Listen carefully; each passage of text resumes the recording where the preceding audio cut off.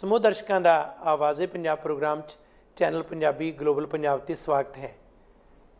ਇੱਕ ਬੜਾ ਮਹੱਤਵਪੂਰਨ ਮੁੱਦਾ ਜੋ ਕਿ ਇੰਟਰਨੈਸ਼ਨਲ ਲੈਵਲ 'ਤੇ ਯੂਨਾਈਟਿਡ ਨੇਸ਼ਨ ਵੱਲੋਂ ਅਖਤਿਆਰ ਕੀਤਾ ਗਿਆ ਸਨ 2012 ਦੇ ਵਿੱਚ ਕਿ ਜੋ ਛੋਟੀਆਂ ਬਾਲ ਅਵਸਥਾ ਦੇ ਵਿੱਚ ਬੱਚੀਆਂ ਨੇ ਉਹਨਾਂ ਨੂੰ ਹਿਫਾਜ਼ਤ ਲਈ, ਉਹਨਾਂ ਦੀ ਸੁਰੱਖਿਆ ਲਈ, ਉਹਨਾਂ ਦੀ ਸੰਭਾਲ ਲਈ, ਉਹਨਾਂ ਨੂੰ ਬਚਾਉਣ ਲਈ ਸਾਂਝੇ ਤੌਰ 'ਤੇ ਇੱਕ ਦਿਨ ਮਿਥਿਆ ਜਾਏ। 11 ਅਕਤੂਬਰ ਦਾ ਦਿਨ ਇਸ ਲਈ ਮਿਥਿਆ ਜਾਂਦਾ ਹੈ। ਸੋ ਇੰਟਰਨੈਸ਼ਨਲ ਲੈਵਲ 'ਤੇ ਇਹ ਗਰਲ ਚਾਈਲਡ ਡੇ ਦੇ ਤੌਰ 'ਤੇ ਇਸ ਨੂੰ ਸਥਾਪਿਤ ਕੀਤਾ ਗਿਆ, ਉਹਨਾਂ ਦੀ ਪ੍ਰੋਟੈਕਸ਼ਨ ਦੇ ਤੌਰ 'ਤੇ। ਪਰ ਬਹੁਤ ਘੱਟ ਗੱਲ ਹੁੰਦੀ ਹੈ ਸਾਡੇ ਭਾਈਚਾਰਿਆਂ 'ਚ ਇਹੋ ਜਿਹੇ ਮਹੱਤਵਪੂਰਨ ਦਿਨਾਂ ਦੀ। ਇਹਨਾਂ ਮਸਲਿਆਂ 'ਤੇ ਵੀ ਗੱਲ ਬਹੁਤ ਅਧੂਰੀ ਹੁੰਦੀ ਹੈ। ਦੇਖਿਆ ਜਾਏ ਤਾਂ ਅੱਜ ਜਦੋਂ ਅਸੀਂ ਜਿਸ ਸਮਾਜ ਦੇ ਵਿੱਚ ਗੁਜ਼ਰ ਰਹੇ ਹਾਂ, ਜਿਸ ਹਾਲਾਤ ਦੇ ਵਿੱਚੋਂ ਦੀ ਲੰਘ ਰਹੇ ਹਾਂ, ਸਾਡੇ ਅੰਦਰ ਇਸ ਤਰ੍ਹਾਂ ਦੀ ਚੇਤਨਾ ਜਿਹੜੀ ਹੈ ਵੱਧ ਆਉਣੀ ਚਾਹੀਦੀ ਹੈ, ਕਿਉਂਕਿ ਸਿਵਲਾਈਜ਼ਡ ਸੱਭਿਅਕ ਮਨੁੱਖ ਜਿਹੜਾ ਆਪਣੇ ਆਪ ਨੂੰ ਦਾਅਵਾ ਕਰਦਾ ਹੈ ਉਸ ਦੇ ਅੰਦਰ ਫਰਕ ਨਾ ਹੋਵੇ ਬੱਚੀ ਅਤੇ ਬੱਚੇ ਦੇ ਵਿੱਚ। ਫਿਰ ਬੱਚੀ ਦੀ ਐਜੂਕੇਸ਼ਨ ਲਈ, ਸੰਭਾਲ ਲਈ, ਸੁਰੱਖਿਆ ਲਈ ਕੰਮ ਹੋਣ। ਪਰ ਅਫਸੋਸ ਹੈ ਕਿ ਅੱਜ ਵੀ ਜਿੱਥੇ ਅਸੀਂ ਆਪਣੇ ਮੂਲ ਦੇਸ਼ ਦੀ ਗੱਲ ਕਰੀਏ ਤਾਂ ਅਨੇਕਾਂ ਹੀ ਘਟਨਾਵਾਂ ਐਸੀਆਂ ਮਿਲਦੀਆਂ ਨੇ। ਹਾਲ ਹੀ ਦੇ ਵਿੱਚ ਹਾਥਰਸ ਦੇ ਵਿੱਚ ਜੋ ਕੁਝ ਵਾਪਰਿਆ ਜਾਂ ਲਗਾਤਾਰ ਵਾਪਰ ਰਿਹਾ ਇੱਕ ਤੋਂ ਇੱਕ ਬਾਅਦ, ਜਿਸ ਤਰ੍ਹਾਂ ਜਬਰ ਜਨਾਹ ਬੱਚੀਆਂ ਦੇ ਨਾਲ ਹੋ ਰਹੇ ਨੇ, ਜਾਂ ਮਾਸੂਮੀਅਤ ਦਾ ਜਿਹੜਾ ਜਿਸ ਤਰ੍ਹਾਂ ਦਿਲ ਕੰਬ ਰਿਹਾ ਹੈ ਸਾਡਾ, ਉਸ ਨੂੰ ਜੋ ਹਾਲ ਹੋ ਰਿਹਾ ਉਸ ਨੂੰ ਦੇਖ ਕੇ। ਇਸ ਤੋਂ ਇਲਾਵਾ ਜਿਨ੍ਹਾਂ ਦੇਸ਼ਾਂ 'ਚ ਅਸੀਂ ਬੈਠੇ ਹਾਂ, ਇਹਨਾਂ ਦੇਸ਼ਾਂ ਦੇ ਵਿੱਚ ਵੀ ਕੋਈ ਬਹੁਤਾ ਵਧੀਆ ਇਤਿਹਾਸ ਨਹੀਂ ਪਿਛੋਕੜ ਦੇਖੇ। ਮੂਲ ਵਾਸੀ ਬੱਚੀਆਂ ਦੀ ਜੋ ਦੁਰਦਸ਼ਾ ਹੋਈ ਜਾਂ ਜਿਸ ਕਿਸਮ ਦਾ ਮਾਹੌਲ ਬਣਿਆ ਉਹਨੂੰ ਵੀ ਅਸੀਂ ਜ਼ਰੂਰ ਪੜ੍ਹੀਏ, ਕਿਉਂਕਿ ਅਸੀਂ ਪੜ੍ਹਦੇ ਨਹੀਂ, ਵਿਚਾਰਦੇ ਨਹੀਂ, ਸਾਨੂੰ ਪਤਾ ਨਹੀਂ ਲੱਗਦਾ। ਕਹਿਣਾ ਬੜਾ ਸੌਖਾ ਹੁੰਦਾ ਕਿ ਬਰਾਬਰਤਾ ਮਿਲ ਗਈ ਹੈ, ਮਰਦ ਅਤੇ ਔਰਤ ਦੀ ਬਰਾਬਰਤਾ, ਲੜਕੇ ਲੜਕੀ ਦੀ ਬਰਾਬਰਤਾ, ਬੱਚੀਆਂ ਚਾਹੇ ਹੋਣ ਚਾਹੇ ਬੱਚੇ ਹੋਣ। ਨਹੀਂ, ਅਜੇ ਵੀ ਬਹੁਤ ਫਰਕ ਹੈ। ਇਹਨਾਂ ਗੱਲਾਂ 'ਤੇ ਗੌਰ ਕਰਨ ਲਈ ਇਹ ਵਿਸ਼ੇਸ਼ ਪ੍ਰੋਗਰਾਮ ਕੀਤਾ ਜਾ ਰਿਹਾ ਅਤੇ ਉਮੀਦ ਕਰਦੇ ਹਾਂ ਕਿ ਇਸ ਪ੍ਰੋਗਰਾਮ ਦੇ ਜ਼ਰੀਏ ਅਸੀਂ ਉਹਨਾਂ ਪੱਖਾਂ ਨੂੰ ਜ਼ਰੂਰ ਵਿਚਾਰੀਏ ਜਿਹੜੇ ਅੱਜ ਸਾਡੇ ਲਈ ਚੁਣੌਤੀਆਂ ਨੇ। ਸੋ ਪ੍ਰੋਗਰਾਮ 'ਚ ਗੱਲਬਾਤ ਕਰਨ ਲਈ ਸਾਡੇ ਮਹਿਮਾਨ ਨੇ ਗੁਰਪ੍ਰੀਤ ਸਿੰਘ ਜੀ। ਜੀ ਆਇਆਂ ਨੂੰ, ਸਵਾਗਤ ਹੈ ਗੁਰਪ੍ਰੀਤ। ਬਹੁਤ ਸ਼ੁਕਰੀਆ ਗੁਰਜਨ ਸਿੰਘ ਜੀ, ਪ੍ਰੋਗਰਾਮ 'ਚ ਸ਼ਾਮਲ ਕਰਨ ਲਈ, ਮੰਚ ਦੇਣ ਲਈ ਧੰਨਵਾਦ। ਬਹੁਤ ਸ਼ੁਕਰੀਆ ਜੀ। ਸਾਰਿਆਂ ਤੋਂ ਪਹਿਲਾਂ ਜਿਹੜਾ ਇਹ ਦਿਨ ਹੈ ਜਿਸ ਨੂੰ ਅੰਤਰਰਾਸ਼ਟਰੀ ਪੱਧਰ 'ਤੇ ਘੋਸ਼ਿਤ ਕੀਤਾ ਗਿਆ, ਸੰਯੁਕਤ ਰਾਸ਼ਟਰ ਸੰਘ ਨੇ ਇਸ ਨੂੰ ਬਾਕਾਇਦਾ ਐਲਾਨਿਆ, ਥੋੜ੍ਹਾ ਇਸ ਦੇ ਕਾਰਨ ਅਤੇ ਇਹਦੇ ਪਿਛੋਕੜ ਬਾਰੇ ਦੱਸੋ। ਗੁਰਜਨ ਸਿੰਘ ਜੀ, ਗੱਲ ਦੱਸਣਾ ਕਿ ਜਿਹੜਾ ਕੈਨੇਡਾ ਦੇ ਜਿਹੜੇ ਲੋਕ ਨੇ ਉਹਨਾਂ ਲਈ ਇਹ ਬੜੀ ਫਖਰ ਵਾਲੀ ਗੱਲ ਕਹੀ ਜਾ ਸਕਦੀ ਹੈ ਕਿ ਕੈਨੇਡਾ ਦੀ ਹੀ ਮੰਤਰੀ ਸੀਗੀ ਉਸ ਵੇਲੇ ਦੀ 2011 'ਚ, ਰੋਨਾ ਐਮਬਰੋਸ, ਫੈਡਰਲ ਸਰਕਾਰ 'ਚ ਔਰਤਾਂ ਬਾਰੇ ਮੰਤਰੀ। ਉਹਨਾਂ ਨੇ ਦਰਅਸਲ ਇਹ ਮਤਾ ਪੇਸ਼ ਕੀਤਾ ਸੀ UN ਦੇ ਵਿੱਚ, ਔਰ ਬਾਅਦ 'ਚ 2012 'ਚ ਸਰਬਸੰਮਤੀ ਨਾਲ ਇਸ ਨੂੰ ਇੰਪਲੀਮੈਂਟ ਕੀਤਾ ਗਿਆ। ਸੋ 11 ਅਕਤੂਬਰ ਦਾ ਜਿਹੜਾ ਦਿਨ ਆ 2012 ਦੇ ਵਿੱਚ ਉਸ ਨੂੰ ਅੰਤਰਰਾਸ਼ਟਰੀ ਇੱਕ ਖਾਸ ਦਿਹਾੜੇ ਵਜੋਂ ਮੁਕਰਰ ਕੀਤਾ ਗਿਆ, ਜਿਹੜਾ ਕਿ ਬਾਲ ਜਿਹੜੀਆਂ ਬੱਚੀਆਂ ਉਹਨਾਂ ਨੂੰ ਸਮਰਪਿਤ ਹੋਵੇਗਾ। ਇਸ ਨੂੰ ਸੰਖੇਪ ਵਿੱਚ ਕਿਹਾ ਜਾਂਦਾ international day of the girl child. So UN ਨੇ ਇਸ ਨੂੰ ਮਾਨਤਾ ਦਿੱਤੀ ਹੈ। ਸੋ ਇਹ ਰੋਨਾ ਐਮਬਰੋਸ ਜਿਹੜੀ ਕੈਨੇਡਾ ਦੀ ਹੀ ਇੱਕ ਔਰਤ ਮੰਤਰੀ ਔਰਤਾਂ ਬਾਰੇ, ਉਸ ਵੱਲੋਂ ਉਪਰਾਲਾ ਲਿਆ ਗਿਆ ਜਾਂ ਕੀਤਾ ਗਿਆ, ਤਾਂ ਉਸ ਦੇ ਸਦਕਾ ਅੱਜ ਅਸੀਂ ਉਹ ਦਿਨ ਮਨਾ ਰਹੇ ਹਾਂ। ਸੋ ਇਹ ਮੁੱਖ ਤੌਰ 'ਤੇ ਇਹੀ ਹੈ ਕਿ ਜੋ ਔਰਤਾਂ ਦੇ ਨਾਲ, ਖਾਸ ਤੌਰ 'ਤੇ ਬੱਚੀਆਂ ਨਾਲ ਜੋ ਬਦਸਲੂਕੀਆਂ ਹੁੰਦੀਆਂ ਜਾਂ ਬੱਚੀਆਂ ਦੀਆਂ ਸਮੱਸਿਆਵਾਂ ਨੇ, ਜਿਸ ਤਰੀਕੇ ਦਾ ਸਮਾਜ ਹੈ, ਕਿਉਂਕਿ ਮਰਦ ਪ੍ਰਧਾਨ ਸਮਾਜ ਅਸੀਂ ਰਹਿੰਦੇ ਹਾਂ, ਜਿੰਨਾ ਮਰਜ਼ੀ ਦਾਅਵੇ ਕਰੀ ਚੱਲੀਏ, ਅਜੇ ਵੀ ਬਹੁਤ ਕੁਝ ਬੜੀਆਂ ਘਾਟਾਂ ਨੇ ਜਿਹੜੀਆਂ ਰੜਕਦੀਆਂ ਨੇ। ਮਿਸਾਲ ਤੌਰ 'ਤੇ ਅਮਰੀਕਾ 'ਚ ਅਜੇ ਤੱਕ ਕੋਈ ਔਰਤ ਰਾਸ਼ਟਰਪਤੀ ਨਹੀਂ ਬਣ ਸਕੀ। ਉਹਦਾ ਮਤਲਬ ਇਹ ਨਹੀਂ ਕਿ ਜੇ ਔਰਤ ਰਾਸ਼ਟਰਪਤੀ ਬਣ ਜਾਏਗੀ ਤਾਂ ਔਰਤਾਂ ਦੇ ਲਈ ਸਭ ਅੱਛਾ ਹੋ ਜਾਊਗਾ। ਭਾਰਤ ਵਿੱਚ ਤਾਂ ਇੰਦਰਾ ਗਾਂਧੀ ਵੀ ਪ੍ਰਧਾਨ ਮੰਤਰੀ ਰਹਿ ਚੁੱਕੀ ਹੈ, ਪਰ ਔਰਤਾਂ ਦੀ ਹਾਲਤ ਕੀ ਅਸੀਂ ਜਾਣਦੇ ਹਾਂ। ਅਨੇਕਾਂ ਸੂਬਿਆਂ ਵਿੱਚ ਔਰਤਾਂ ਮੁੱਖ ਮੰਤਰੀ ਰਹਿ ਚੁੱਕੀਆਂ ਨੇ, ਔਰਤਾਂ ਦੀ ਕੀ ਹਾਲਤ ਅਸੀਂ ਜਾਣਦੇ ਹਾਂ।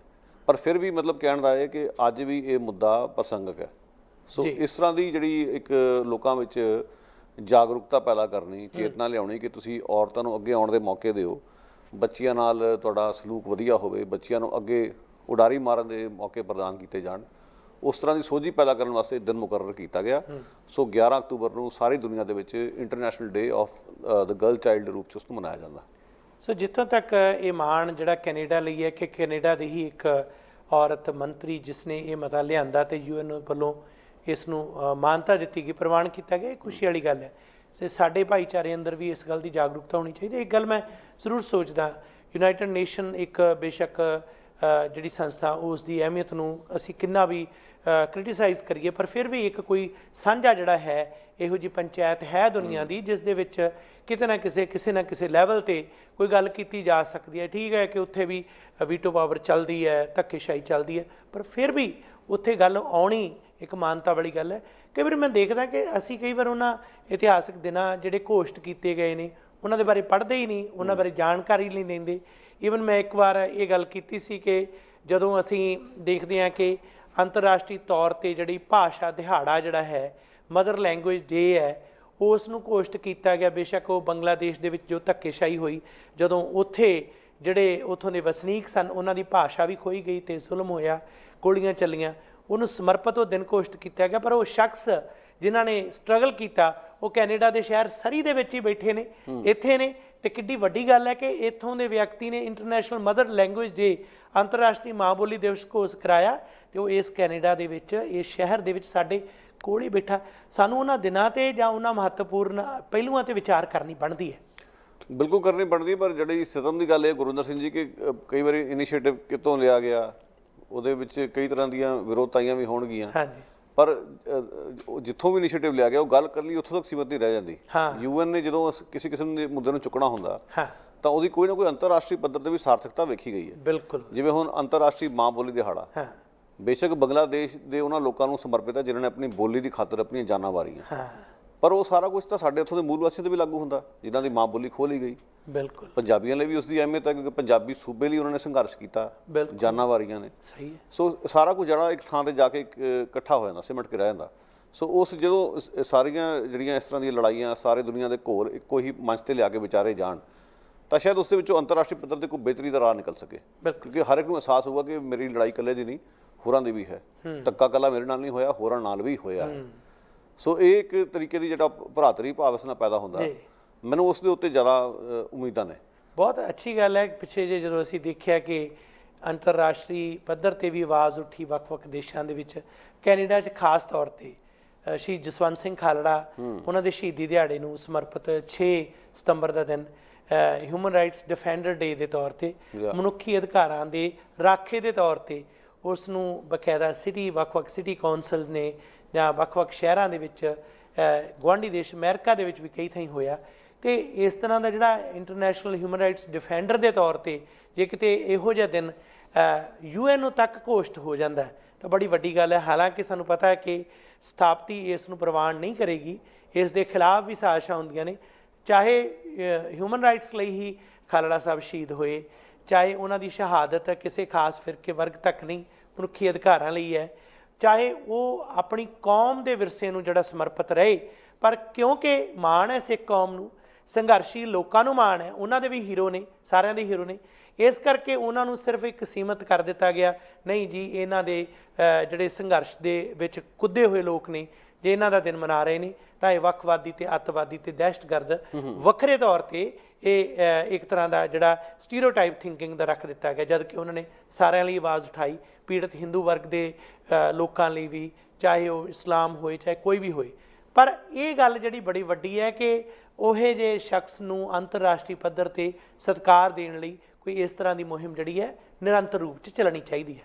ਮੈਂ ਸਮਝਦਾ ਗੁਰਦਰ ਸਿੰਘ ਜੀ, ਮੇਰੇ ਨਿੱਜੀ ਵਿਚਾਰ ਆ ਕਿ ਜਿਹੜਾ ਸਿੱਖ ਡਿਆਸਪੋਰਾ ਕਾਫੀ ਮਜ਼ਬੂਤ ਹੈ, ਬਾਹਰਲੇ ਦੇਸ਼ਾਂ ਵਿੱਚ ਆ ਕੇ ਉਸ 'ਤੇ ਆਪਣੀ ਥਾਂ ਬਣਾਈ ਹੈ ਜੀ, ਸਿਆਸੀ ਤੌਰ ਤੇ ਵੀ ਕਾਫੀ ਜਾਗਰੂਕ ਵੀ ਨੇ, ਸਰਗਰਮ ਵੀ ਨੇ, ਔਰ ਦਬਦਬਾ ਵੀ ਉਹਨਾਂ ਦਾ, ਮਤਲਬ ਬੋਲਬਾਲਾ ਵੀ ਅਸੀਂ ਕਹਿ ਸਕਦੇ ਹਾਂ। ਜਿਹੜੇ ਸਾਡੇ 10 ਗੁਰੂ ਨੇ, ਉਹਨਾਂ ਸਭ ਦੀਆਂ ਸ਼ਖਸੀਅਤਾਂ, ਉਹਨਾਂ ਦੇ ਵੱਲੋਂ ਪਾਏ ਗਏ ਯੋਗਦਾਨ ਵਿੱਚੋਂ ਕੁਝ ਚੀਜ਼ਾਂ ਲੈ ਕੇ ਜਿਹੜੇ ਉਹਨਾਂ ਦੇ ਜਨਮ ਦਿਹਾੜੇ ਨੇ ਉਹਨਾਂ ਨੂੰ ਖਾਸ ਅੰਤਰਰਾਸ਼ਟਰੀ ਪਰਿਪੇਖ ਵਿੱਚ ਰੱਖ ਕੇ ਇਸ ਕਿਸਮ ਦਾ ਕੋਈ ਜਿਹਨੂੰ ਕਹਿੰਦੇ ਮੁਕਰਰ ਕੀਤਾ ਜਾ ਸਕਦਾ। ਜਿਵੇਂ ਗੁਰੂ ਨਾਨਕ ਦੇਵ ਜੀ ਜਿਹਨਾਂ ਸੰਸਾਰ ਭਰ ਵਿੱਚ ਯਾਤਰਾ ਕੀਤੀ ਹੈ, ਸੋ ਅੰਤਰਰਾਸ਼ਟਰੀ ਜਿਹੜਾ ਟੂਰਿਜ਼ਮ ਹੈ ਜਿਹਦੇ ਵਿੱਚ ਸੋਲੀਡੈਰਿਟੀ ਹੈ, ਇੰਟਰੈਕਸ਼ਨ ਹੈ, ਦੂਜੇ ਲੋਕਾਂ ਨੂੰ ਨਾਲ ਲੈ ਕੇ ਤੁਰਨ ਦੀ ਗੱਲ, ਇਹੋ ਜਿਹਾ ਕੋਈ ਉਹਨਾਂ ਦਾ ਜਨਮ ਦਿਨ ਦਿਹਾੜਾ ਜਿਹੜਾ ਇਸ ਕਿਸਮ ਦਾ ਦਿਹਾੜੇ ਵਜੋਂ ਮਨਾਇਆ ਜਾਵੇ। ਮਿਸਾਲ ਦੇ ਤੌਰ ਤੇ ਗੁਰੂ ਅੰਗਦ ਦੇਵ ਜੀ ਨੇ ਜਿਵੇਂ ਗੁਰਮੁਖੀ ਲਿਪੀ ਲਈ ਕੀਤਾ ਕੰਮ, ਉਹ ਵੀ ਇੱਕ ਅੰਤਰਰਾਸ਼ਟਰੀ ਮਾਂ ਬੋਲੀ ਜਾਂ ਭਾਸ਼ਾ ਦਿਹਾੜੇ ਦੇ ਰੂਪ 'ਚ ਮਨਾਇਆ ਜਾ ਸਕਦਾ। ਇਸੇ ਤਰ੍ਹਾਂ ਗੁਰੂ ਅਮਰਦਾਸ ਨੇ ਜਿਵੇਂ ਕੁੜੀ ਮਾਰਾਂ ਤੇ ਨੜੀ ਮਾਰਾਂ ਦੀ ਉਹਨੂੰ ਭੰਡਿਆ, ਸੋ ਉਹਨਾਂ ਨੂੰ ਫਟਕਾਰਿਆ, ਸਤੀ ਪ੍ਰਥਾ ਦੇ ਖਿਲਾਫ ਖੜੇ ਹੋਏ। ਸੋ ਔਰਤਾਂ ਦੇ ਖਿਲਾਫ ਜ਼ੁਲਮ ਦੇ ਨੂੰ ਰੋਕਣ ਦੇ ਲਈ ਕੋਈ ਦਿਹਾੜਾ ਉਹਨਾਂ ਦੇ ਜਨਮ ਤੇ ਮੁਕਰਰ ਹੋ ਸਕਦਾ। ਸੋ ਜੇ ਮੈਂ ਤਾਂ 10 ਗੁਰੂਆਂ ਤੱਕ ਮੈਂ ਚੱਲਾ ਜਾਊਂਗਾ, ਕਿਉਂਕਿ ਮੇਰੇ ਕੋਲ ਮਿਸਾਲਾਂ ਨੇ। ਗੁਰੂ ਆਪਣਾ ਹਰਕਿਸ਼ਨ ਸਾਹਿਬ ਨੇ, ਕਿਉਂਕਿ ਦਿੱਲੀ ਜਦੋਂ ਗਏ ਉਦੋਂ ਮਹਾਂਮਾਰੀ ਚੱਲ ਰਹੀ ਸੀ, ਅੱਜ ਮਹਾਂਮਾਰੀ ਦੇ ਇਸ ਦੌਰ ਦੇ ਵਿੱਚ ਉਹਨਾਂ ਨੇ ਉੱਥੇ ਆਪਣੀ ਜਾਨ ਦਿੱਤੀ ਆ। ਸੋ ਉਹਨਾਂ ਦੇ ਜਨਮ ਦਿਹਾੜੇ ਨੂੰ ਖਾਸ ਦਿਨ ਵਜੋਂ ਮਨਾਇਆ ਜਾਂਦਾ ਕਿ ਇਸ ਦਿਨ ਲੋਕਾਂ 'ਚ ਚੇਤਨਾ ਪੈਦਾ ਕੀਤੀ ਜਾਵੇ, ਟੀਕਾਕਰਨ ਕਿਉਂ ਜ਼ਰੂਰੀ ਹੈ, ਬਿਮਾਰੀਆਂ ਕਿਵੇਂ ਖਤਮ ਕੀਤੀਆਂ ਜਾਣ, ਵਗੈਰਾ ਵਗੈਰਾ। ਜਿਵੇਂ ਗੁਰੂ ਗੋਬਿੰਦ ਸਿੰਘ ਜੀ ਨੇ ਖਾਲਸਾ ਪੰਥ ਸੱਜਿਆ ਜਾਂ ਗੁਰੂ ਤੇਗ ਬਹਾਦਰ ਸਾਹਿਬ ਨੇ ਦੂਜੇ ਭਾਈਚਾਰੇ ਲਈ ਸੀਸ ਦਿੱਤਾ, ਉਹਨਾਂ ਦੇ ਖੁਦ ਦੇ ਸ਼ਹੀਦੀ ਦਿਹਾੜੇ ਨੂੰ ਜਾਂ ਉਹਨਾਂ ਦੇ ਜਨਮ ਦਿਹਾੜੇ ਨੂੰ ਅੰਤਰਰਾਸ਼ਟਰੀ ਮਨੁੱਖੀ ਅਧਿਕਾਰ ਦਿਵਸ ਦੇ ਰੂਪ 'ਚ ਮਨਾਇਆ ਜਾ ਸਕਦਾ। ਸੋ ਇਹ ਕੋਸ਼ਿਸ਼ਾਂ ਚੱਲਣੀਆਂ ਚਾਹੀਦੀਆਂ। ਔਰ ਮੈਂ ਸਮਝਦਾ ਜਿਹੜਾ ਸਿੱਖ ਭਾਈਚਾਰਾ ਇਹਨਾਂ ਮੁਲਕਾਂ 'ਚ ਬੈਠਾ ਹੈ, ਬਾਹਰਲੇ ਮੁਲਕਾਂ 'ਚ, ਉਹਦੇ ਲਈ ਤਾਂ ਇਹ ਕਰਨਾ ਸੌਖਾ ਜੀ। ਲੌਬਿੰਗ ਕਰਕੇ ਕੁਛ ਨਾ ਕੁਛ ਇਸ ਤਰ੍ਹਾਂ ਕਰਵਾਇਆ ਜਾ ਸਕਦਾ। ਯੂਐਨ 'ਚ ਜੇ ਦੂਰ ਵੀ ਹੈ, ਹਾਲਾਂਕਿ ਯੂਐਨ ਵੀ ਦੂਰ ਨਹੀਂ ਹੈ, ਅਮਰੀਕਾ 'ਚ ਬਹੁਤ ਸਾਡੇ ਭਾਈਚਾਰੇ ਦੀ ਉੱਥੇ ਕਾਫੀ ਚੜ੍ਹਾਈ ਹੈ, ਪਰ ਕੈਨੇਡਾ ਜਾਂ ਇਹਨਾਂ ਮੁਲਕਾਂ 'ਚ ਕੋਸ਼ਿਸ਼ਾਂ ਹੋ ਸਕਦੀਆਂ ਲੋਕਲ ਲੈਵਲ 'ਤੇ, ਪ੍ਰੋਵਿੰਸ਼ੀਅਲ ਲੈਵਲ 'ਤੇ, ਫੈਡਰਲ ਲੈਵਲ 'ਤੇ। ਸੋ ਇਹ ਮੈਂ ਤਾਂ ਸਮਝਦਾ ਕਿ ਇਹਨਾਂ ਦਿਹਾੜਿਆਂ ਦੀ ਇੱਕ ਜਿਹੜੀ ਵਾਜਬੀਅਤ ਹੈ, ਉਹ ਬੇਸ਼ੱਕ ਕਿਸੇ ਖਾਸ ਕਾਰਨ ਕਰਕੇ ਕਿਸੇ ਥਾਂ ਤੋਂ ਵੀ ਓਰੀਜਨੇਟ ਹੋਈ ਹੋਵੇ, ਪਰ ਉਹਦੀ ਵਾਜਬੀਅਤ ਸਾਰੀ ਦੁਨੀਆ ਲਈ ਹੈ। ਜਸਵੰਤ ਸਿੰਘ ਖਾਲੜਾ ਉਹਨਾਂ ਦਾ ਜਿਹੜਾ ਐਤਕੀ ਜਿਹੜਾ 6 ਸਤੰਬਰ ਦਾ ਦਿਹਾੜਾ ਸੀ, ਉਹਦੀ ਖਾਸੀਅਤ ਇਹ ਸੀ, ਉਹਨਾਂ ਦਿਨਾਂ ਦੇ ਵਿੱਚ ਹੀ ਤੁਸੀਂ ਨੋਟ ਕੀਤਾ ਹੋਣਾ ਕਿ ਅਮਰੀਕਾ ਕੈਨੇਡਾ ਵਿੱਚ ਇੱਕ ਖਾਸ ਕਿਸਮ ਦੀ ਡਿਸਕਸ਼ਨ ਚੱਲ ਰਹੀ ਸੀ, ਜਿਹੜੀ ਅੱਜ ਵੀ ਚੱਲ ਰਹੀ ਹੈ ਜੀ, ਕਿ ਪੁਲਿਸ ਵੱਲੋਂ ਕਿਵੇਂ ਢਾਂਚਾਗਤ ਹਿੰਸਾ ਇਸਤੇਮਾਲ ਕੀਤੀ ਜਾ ਰਹੀ ਹੈ, ਪੁਲਿਸ ਵੱਲੋਂ ਕਿਵੇਂ ਜ਼ਬਰ ਢਾਇਆ ਜਾ ਰਿਹਾ, ਸਿਆਹ ਨਸਲ ਦੇ ਲੋਕਾਂ ਦੇ ਨਾਲ ਕੀ ਹੋ ਰਿਹਾ, ਮੂਲ ਵਾਸੀਆਂ ਨਾਲ ਕੀ ਹੋ ਰਿਹਾ। ਉਹਨਾਂ ਦਿਨਾਂ ਵਿੱਚ ਕੁਝ ਲੋਕਾਂ ਨੇ, ਸੁਹਿਰਦ ਲੋਕਾਂ ਨੇ ਇਸ ਗੱਲ 'ਤੇ ਜ਼ੋਰ ਦਿੱਤਾ ਜੀ ਕਿ ਜਸਵੰਤ ਸਿੰਘ ਖਾਲੜਾ ਦੇ ਇਤਿਹਾਸ ਸਾਡੇ ਲਈ ਅੱਜ ਹੋਰ ਵੀ ਪ੍ਰਸੰਗਕ ਹੈ, ਜਦੋਂ ਅਸੀਂ ਵੇਖਦੇ ਹਾਂ ਕਿ ਪੁਲਿਸ ਕਿਵੇਂ ਜ਼ਿਆਦਤੀਆਂ ਕਰ ਰਹੀ ਹੈ, ਪੁਲਿਸ ਕਿਵੇਂ ਜਿਹੜਾ ਹੈ ਲੋਕਾਂ ਦੀ ਜਿਹੜੀ ਜਾਨ ਮਾਲ ਦੀ ਰਾਖੀ ਦੀ ਸਹੁੰ ਖਾਣ ਵਾਲੀ ਪੁਲਿਸ, ਉਹ ਕਿਵੇਂ ਉਹਨਾਂ ਦੀ ਜਾਨ ਮਾਲ ਦੇ ਉੱਤੇ ਡਾਕੇ ਮਾਰ ਰਹੀ ਹੈ। ਸੋ ਇਸ ਕਰਕੇ ਜਸਵੰਤ ਸਿੰਘ ਖਾਲੜਾ ਦਾ ਜਿਹੜਾ ਦਿਹਾੜਾ ਜਿਹੜਾ ਘੋਸ਼ਿਤ ਹੋਇਆ ਕੈਨੇਡਾ ਅਮਰੀਕਾ ਦੇ ਵਿੱਚ, ਉਸਨੂੰ ਇਸ ਪੂਰੇ ਜਿਹੜਾ ਜੋ ਅਸੀਂ ਵੇਖ ਰਹੇ ਹਾਲਾਤ, ਉਸ ਨਾਲ ਜੋੜ ਕੇ ਵੇਖਣਾ ਕਈ ਲੋਕਾਂ ਨੇ ਜ਼ਰੂਰੀ ਸਮਝਿਆ। ਸੋ ਉਹ ਸੋਝੀ ਵੀ ਤਾਂ ਹੀ ਆਏਗੀ ਜੇ ਅਸੀਂ ਇਸ ਕਿਸਮ ਦਾ ਸੰਵਾਦ ਰਚਾਵਾਂਗੇ। ਬਿਲਕੁਲ। ਸੋ ਇਹ ਮੈਂ ਸਮਝਦਾ ਇਹਨਾਂ ਦਿਹਾੜਿਆਂ ਦੀ ਇੰਨੀ ਕੁ ਜ਼ਰੂਰ ਅਹਿਮੀਅਤ ਹੈ। ਬਾਕੀ ਘਾਟਾਂ ਵੀ ਬਹੁਤ ਨੇ ਜਿਸ ਦੇ ਬਾਰੇ ਅਸੀਂ ਅੱਗੇ ਚੱਲ ਕੇ ਗੱਲ ਕਰ ਸਕਦੇ ਹਾਂ। ਸੋ ਜਿੱਥੋਂ ਤੱਕ ਇਹ ਇੰਟਰਨੈਸ਼ਨਲ ਲੈਵਲ 'ਤੇ ਗਰਲ ਚਾਈਲਡ ਡੇ ਦੀ ਤੌਰ 'ਤੇ ਮਨਾਏ ਜਾਣ ਵਾਲੇ ਦਿਨ ਦੀ ਗੱਲ ਹੈ ਕਿ ਅਸੀਂ ਸ਼ੁਰੂਆਤ ਕਰੀਏ ਇਸੇ ਗੱਲ ਤੋਂ ਹੀ ਕਿ ਕੈਨੇਡਾ ਦੀ ਧਰਤੀ ਜਿੱਥੋਂ ਦੇ ਮਿਨਿਸਟਰ ਦੇ ਜ਼ੋਰ ਪਾਉਣ 'ਤੇ ਇਹ ਸੰਭਵ ਹੋਇਆ, ਉੱਥੇ ਦਾ ਇਤਿਹਾਸ ਹੁਣ ਤੱਕ ਦਾ ਜਿਹੜਾ ਸੀ ਪਿੱਛੋਂ ਸ਼ੁਰੂ ਕਰੀਏ ਤਾਂ ਗਰਲ ਚਾਈਲਡ ਦੇ ਤੌਰ 'ਤੇ, ਬਾਲ ਬੱਚੀਆਂ ਦੇ ਤੌਰ 'ਤੇ ਕਿਸ ਤਰ੍ਹਾਂ ਰਿਹਾ, ਕਿਵੇਂ ਰਿਹਾ ਅਤੇ ਵਰਤਮਾਨ ਸਥਿਤੀ ਤੱਕ ਦਾ ਸਫ਼ਰ ਕਿਵੇਂ ਹੈ।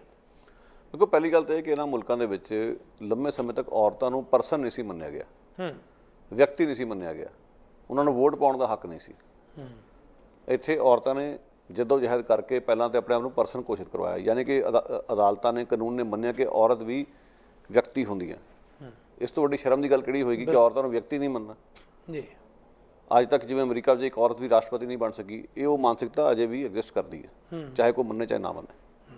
ਹੁਣ ਜਿਵੇਂ ਹਿਲਰੀ ਕਲਿੰਟਨ ਟਰੰਪ ਤੋਂ ਹਾਰ ਗਈ, ਕਈ ਲੋਕ ਕਹਿਣਗੇ ਕਿ ਹਿਲਰੀ ਕਲਿੰਟਨ ਭਰਸ ਸੀਗੀ, ਟਰੰਪ ਬਾਰੇ ਲੋਕਾਂ ਨੂੰ ਪਤਾ ਨਹੀਂ ਸੀਗਾ। ਇਹ ਤਾਂ ਗੱਲ ਹੀ ਬੜੀ ਹਾਸੋਹੀਣੀ ਜੀ ਹੈ। ਬੇਸ਼ੱਕ ਹਿਲਰੀ ਕਲਿੰਟਨ ਭਰਸ ਸੀਗੀ, ਪਰ ਟਰੰਪ ਦਾ ਤਾਂ ਇਹ ਤਾਂ ਪਤਾ ਸੀ ਨਾ ਕਿ ਨੰਗੇ ਚਿੱਟੇ ਰੂਪੀ ਨਸਲਵਾਦ ਫੈਲਾ ਰਿਹਾ।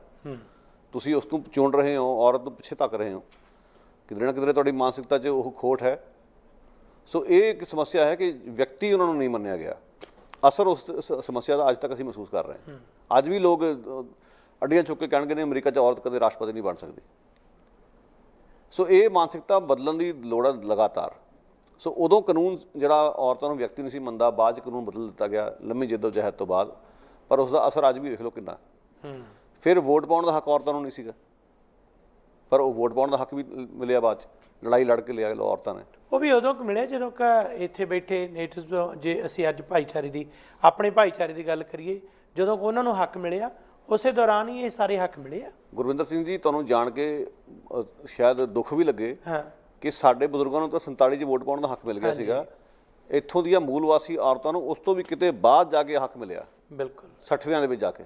ਇਸ ਤੋਂ ਵੱਡੀ ਸ਼ਰਮ ਦੀ ਗੱਲ ਕਿਹੜੀ ਹੋਏਗੀ ਕਿ ਜਿਨ੍ਹਾਂ ਦਾ ਮੁਲਕ ਹੋਵੇ, ਉਸ ਮੁਲਕ ਦੇ ਮੂਲ ਵਾਸੀ ਔਰਤਾਂ ਨੂੰ ਸਭ ਤੋਂ ਅਖੀਰ 'ਚ ਵੋਟ ਪਾਉਣ ਦਾ ਹੱਕ ਮਿਲਿਆ ਹੋਵੇ। ਔਰ ਹੁਣ ਆਈਏ ਕੈਨੇਡਾ ਦੀ ਗੱਲ ਕਰੀਏ, ਰੋਨਾ ਅਮਬਰੋਸ ਨੇ ਜਦ ਇਹ ਮਤਾ ਰੱਖਤਾ, ਪਾਸ ਵੀ ਹੋ ਗਿਆ, ਅਸੀਂ ਬੜੇ ਖੁਸ਼ ਹਾਂ ਜੀ। ਪਰ ਰੋਨਾ ਅਮਬਰੋਸ ਆਪਣੀ ਸਰਕਾਰ ਕੀ ਕਰ ਰਹੀ ਸੀ? ਕਿੰਨੀਆਂ ਔਰਤਾਂ ਲਾਪਤਾ ਹੋਈਆਂ ਮੂਲ ਵਾਸੀਆਂ ਦੀਆਂ, ਕਿੰਨੀਆਂ ਔਰਤਾਂ ਕਤਲ ਹੋਈਆਂ। ਹਾਰਪਰ ਸਰਕਾਰ ਦੇ ਕੰਨਾਂ ਤੇ ਜੂੰ ਨਹੀਂ ਸਰਕੀ, ਕਿਉਂਕਿ ਉਹਨਾਂ ਦੀ ਸਰਕਾਰ 'ਚ ਮੰਤਰੀ ਸੀਗੇ। ਉਹਨਾਂ ਨੇ ਸਾਫ਼ ਹੀ ਕਿਹਾ ਕਿ ਇਹ ਜਿਹੜਾ ਮਸਲਾ ਸਾਡੇ ਰਡਾਰ 'ਤੇ ਵੀ ਹੈ ਨਹੀਂਗਾ। ਮਗਰੋਂ ਜਦੋਂ ਉਹ ਹਾਰ ਗਏ, ਜਸਟਿਨ ਟਰੂਡੋ ਆਏ, ਉਹਨਾਂ ਨੇ ਫਿਰ ਨੈਸ਼ਨਲ ਇਨਕੁਆਇਰੀ ਸ਼ੁਰੂ ਕਰਾਈ ਜੀ। ਪਰ ਇਹ ਤਾਂ ਨੈਸ਼ਨਲ ਇਨਕੁਆਇਰੀ ਤੋਂ ਵੀ ਇਨਕਾਰੀ ਸੀਗੀ, ਜਦੋਂ ਕਿ ਹਜ਼ਾਰਾਂ ਦੀ ਤਾਦਾਦ 'ਚ ਮੂਲ ਵਾਸੀ ਔਰਤਾਂ ਲਾਪਤਾ ਹੋਈਆਂ, ਕਤਲ ਹੋਈਆਂ ਇਸ ਮੁਲਕ ਦੇ ਵਿੱਚ, ਮੁਲਕ ਜਿਨ੍ਹਾਂ ਦਾ ਹੋਵੇ।